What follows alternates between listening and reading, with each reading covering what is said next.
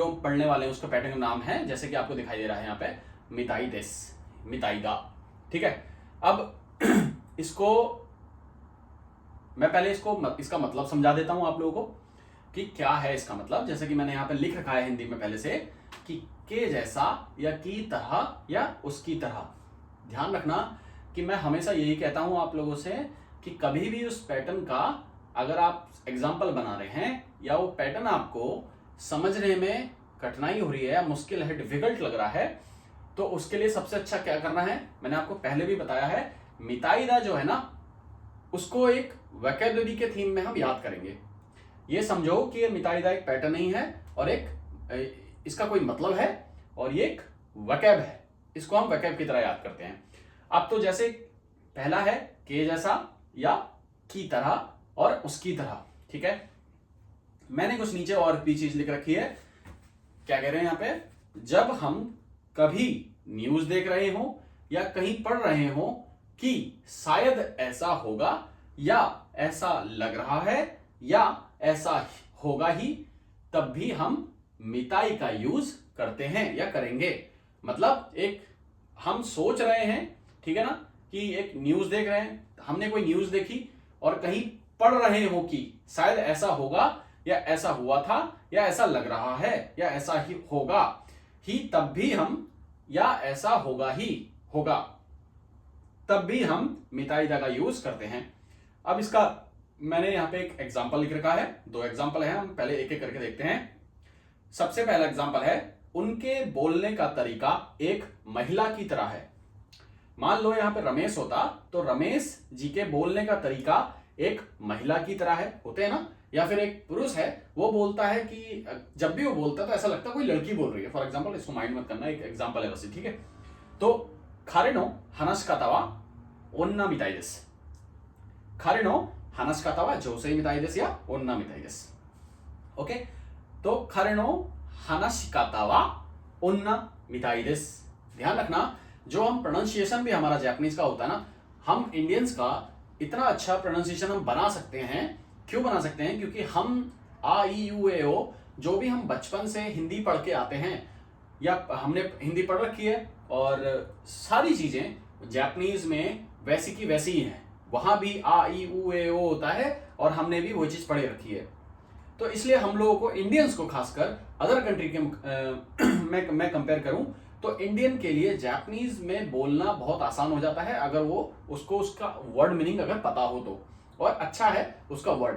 मैं हमेशा यही कहता हूं, फॉर एग्जाम्पल मैं थोड़ी सी बात चेंज करूंगा, जैसे कि अगर गेत्सियो भी खायो भी है ना, तो लोग बच्चे क्या बोलते हैं, कायो भी। मैं हमेशा ये कहता हूं उस टंग को पकड़ो स्टार्टिंग से ही। जब आप जापानीज सीख रहे हैं, कभी भी जापानीज सीख रहे हो तो ये कोशिश करो कि स्टार्टिंग से ही हम उस प्रोनाउंसिएशन में ही बोलें, उस हात्सोन में बोलें। जैसे कि अगर मैं बोलता हूं कि गेत्सियो भी और खायो भी, मैं खायो भी ही बोलता हूं, मैं कायो भी नहीं बोलता, उसको आता ही नहीं है और बोलना भी नहीं चाहता मैं, क्योंकि जापानी जो करते हैं हमें उस तरीके से ही बोलना ज्यादा अच्छा रहेगा अगर हमें और ज्यादा सीखना है तो पहला एग्जांपल आपने देख लिया कि उनके बोलने का तरीका एक महिला की तरह है, खारे नो हानाश कातावा ओन्ना मिताई देस। और दूसरा एग्जांपल क्या है, देख लेते हैं। ऐसा लग रहा है कि कल बारिश होने या होगी। ठीक है, ऐसा लग रहा है कि कल बारिश होगी। तो आस्तावा आमे मिताई देस, आस्तावा आमे मिताई देस। ध्यान रखना, आस्तावा आमे मिताई देस। तो हमें सारी चीजें ऐसी ही बढ़ानी है, एक एक करके। और एक काम मैं फिर बोलता हूं, पहले हम इसको एक बार क्लियर कर लेते हैं, फिर मैं आपको एडवाइस देता हूं। ऐसा लग रहा है कि कल बारिश होगी। अब मैं आपको क्या बताना चाह रहा हूं, ये ऐसा लग रहा है कि कल बारिश होगी। आस्था, अब मैं इसको और इजी बनाता हूं, कल बारिश लग रही है। ठीक है, अब मैंने यहां लिख दिया ऐसा लग रहा है कि कल बारिश होगी। अब मैं ये क्यों बताना चाह रहा हूं आप लोगों को, ध्यान रखना, मैं ये बताना चाह रहा हूं कि जो हिंदी लिखी जाती है ना, इसलिए हिंदी से जापानीज इसलिए आसान होती है क्योंकि जो हिंदी लिखी जाती है उसी के नीचे जापानीज आ जाती है। इंग्लिश की तरह सब्जेक्ट ऑब्जेक्ट वर्ब अलग नहीं, अलग हो जाता है उसमें, तो इसमें ऐसा नहीं होता। तो इसमें हम आस्था कल, आमे बारिश, मिताई लग रहा है। ठीक है, ठीक है ना, ऐसा है कि कल बारिश हो सकती है या लग रही है, ठीक है ना, या कल बारिश होगी। तो ये मैं आपको बताना चाह रहा हूं। फॉर एग्जाम्पल ऊपर भी आप यही ले सकते हैं। ये कह रहा है खारे नो हानाश काता वा ओन्ना मिताई देस, ठीक है ना। खारे नो किसकी, खारे इसकी, इसकी बोलने का तरीका लड़की के जैसा है। मैंने कहा ना, उनके बोलने का तरीका, एक एक वर्ड देखो नीचे आ रखा है। उनके मतलब यहां पे रमेश नो हानाशी काता, बोलने का तरीका हानाशी काता एक महिला की तरह है, मिताइदेस किसकी तरह, ओन्ना मिताइदेस। तो हमें इतना ज्यादा सोचने की जरूरत नहीं है, हमें जो वर्ड टू वर्ड ही हमें जापानीज रखनी है, ठीक है। आमे मिताइदेस है ना। तो इस तरीके के बहुत ज्यादा आपको सेंटेंस बनाने हैं।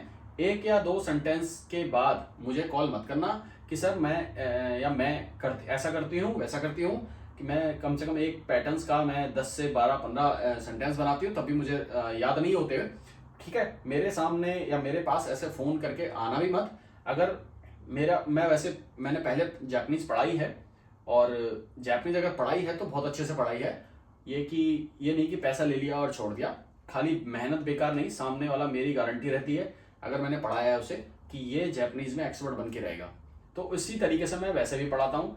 मुझे कभी भी कॉल करोगे तो प्लीज़ 100 अबव एक पैटर्न्स के सेंटेंस बने होने चाहिए।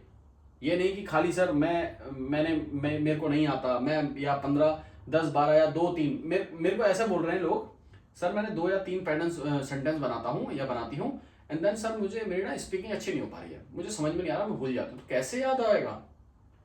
मतलब आपको एक बात बताओ, हम इंग्लिश का तो आज यार 30 साल से इंग्लिश पढ़ते हैं, वो तो अच्छे से आती नहीं लोगों को, ठीक है। और जापानीज आप चाह रहे हो कि 1 साल में पूरी हो जाए, ऐसा थोड़ी होता है।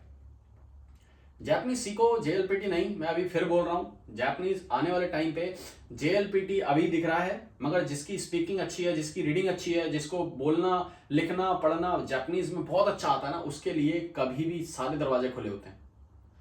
ये खाली एक वो है मिथ कि ठीक है, इंटरव्यू में आपसे कभी भी आपका क्या कहते हैं वो नहीं मांगा जाता सर्टिफिकेट।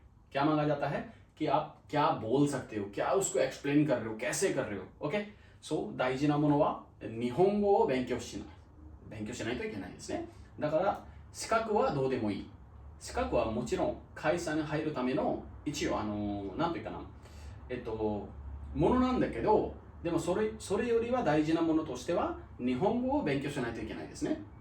だからどうしてもちゃんと日本語に、興味を持って集中してください。あとはできるだけ本当に、例文はできるだけ作ってください。そんなさ、3つ作りました、10個ぐらい作りましたとか、そんなこと私聞きたくない。本当に気をつけてくださいね、私に電話する前に。だから勝手に電話は絶対にしないでください。私は自分の連絡先とかメールアドレスが自分のウェブサイト、YouTube チャンネルの下にもどこでも入れてるはずですね。